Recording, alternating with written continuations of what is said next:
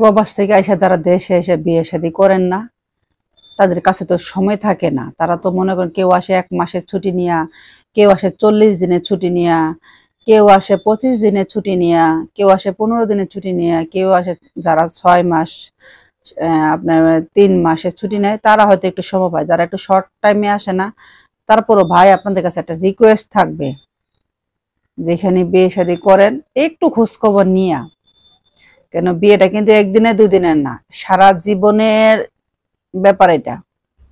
আল্লাহ যদি চায় তাহলে সারা জীবন একসাথে থাকতে হবে। আর ভালো হইলে আপনার কপাল অনেক ভালো, খারাপ হইলে আপনার সাথে মানে দুঃখী মানুষ পৃথিবীতে আর একটাও থাকবে না। এক ভাই সৌদি আরব থেকে উনি দেশে আসছে, দেশে এসে উনি বিয়ে করলো, মেয়েটি দেখে রাখছে, দেশে এসে বিয়ে করলো। উনি ওরকম সময় পায় নাই যাচাই বাছাই বেশি একটা করবার। আচ্ছা, ভাই বিয়ে করলো, মেয়ে পুলিশের চাকরি করে। তো চিন্তা করলো ভাই মেয়ে পুলিশের চাকরি করে, শিক্ষিত মেয়ে, আচ্ছা যাক আমার সংসারটা আমার জীবনটা ভালো চলবে, আমার ছেলে মেয়েগুলো মানুষ হবে ভালোভাবে, ভালো কথা। মাও চাকরি করে বাংলাদেশে, আমি বাহিরে ওইখানে চাকরি করি, আমার যদি ছেলে মেয়ে হয় তাহলে আমার ছেলে মেয়েগুলারে মানুষ মতো মানুষ করতে পারবে, সমস্যা হবে না। ভাই বিয়ে শাদী করলো, সুন্দর বাহিরে চলে গেল। যাওয়ার পরে উনি জানতে পারে ওনার ওয়াইফ এর বাচ্চা হবে, এবং উনি ওনার ওয়াইফের বাচ্চা হবে। উনি তো অনেক খুশি, যেহেতু যে কোনো মানুষ যখন প্রথম বাবা হয় তার সবসময় খুশিটা অনেক বেশি কাজ করে।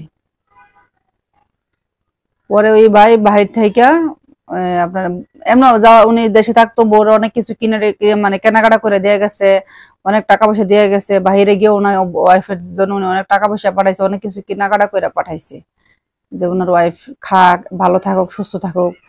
এবং ওয়াইফকে বলতো তুমি এখন ছুটি নাও, ছুটি নাও, তোমার যেহেতু তোমার বাচ্চা, আমাদের বাচ্চা হবে, তুমি ছুটি নাও। ওয়াইফ আর ওনাকে কিছু বলে নাই, না বললে কি করলো জানেন, বাচ্চাটা হসপিটালে গিয়ে নষ্ট করে ফেলাইলো। ওনাকে আর বলে নাই যে আমি বাচ্চাটা নষ্ট করে ফেলাইছি। আচ্ছা, হাজবেন্ডও জানে হাজবেন্ডের বাচ্চা, মানে তার বাচ্চা আছে। সে যেভাবে হোক, মানে হাজবেন্ড শুনতে পারছে যে তার বাচ্চাটা নষ্ট হয়ে গেছে, নষ্ট করে ফেলাইছে, হয়ে যায় নাই, নষ্ট করে ফেলাইছে হসপিটালে গিয়া। পরে সে মনে করেন তার ওয়াইফের সাথে, স্বাভাবিক এটা তো, মনে করেন একটুখানি যে কোনো পুরুষ মানুষই একটুখানি রাগ করতে পারে, এটা স্বাভাবিক, অস্বাভাবিক আমি বলি না। ভাইজন একটু রাগ করলো বা একটু রাগারাগি করলো, তো তার ওয়াইফও মনে করেন উল্টা রিয়েকশন, অ্যাকশনের জায়গায় উল্টা রিয়েকশন।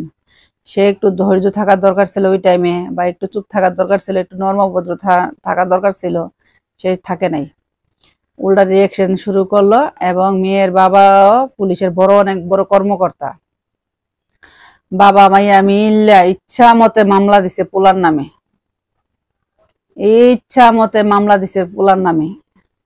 এত মামলা দিছে, পোলা এই ছেলে আর আগামী মনে করেন আর ছেলে মনে করেন 10 বছর 20 বছর দেখাইতে পারবো না, মামলা এত মানে মামলা দেওয়া দিছে। আচ্ছা যাক, পরে ভাই মামলা মনে করেন কোর্টে হাজিরা থাকে, এটার জন্য টাকা দিতে উকিল ডে, এরপর আবার বউ করলো এই অবস্থা, আবার একটা হ্যার বাচ্চা হওয়ার কথা ছিল, বাচ্চাটা মেরে ফেলাইলো। এগুলো টেনশন করতে করতে ভাই আমার স্ট্রোক করে মারা গেছে। তার অপরাধটা কি ছিল, কেন সে এই বিনা অপরাধে এত বড় একটা শাস্তি ভোগ করলো? এবং দেশে যারা আছে না, তারা ওইরকম খোঁজ খবর নেয় নাই। একটা বিদেশি জন বিদেশ থাকে, ভাই বোন, বোন জামাই থাকে, মা বাবা থাকে, সবার দায়িত্ব কি জানেন, একটুখানি খোঁজ খবর নিবার, ডাইনে বামে, যে কি অবস্থা, কেমন, ভালো মন্দ, এই জিনিসটা নিলে এই এরকম আর কোনো প্রবাসীর হবে না কখনো কোনোদিনও। আবার অনেক ফ্যামিলিতে আছে ছেলে কামাই করে বেশি দেখিয়া ফ্যামিলি তারা চাই না যে ছেলে বিয়ে করুক দেশে এসে। অনেক ফ্যামিলিতে আছে ছেলে ভালো কামাই করে, বিয়ে শাদী করলে হয়তো তারা কামাই রোজগার কমে যাব, তার টাকা পয়সা কম পাইবো, সেজন্য তারা চাই না ছেলে বিয়ে শাদী করুক। অনেক ফ্যামিলিতে এরকম আছে।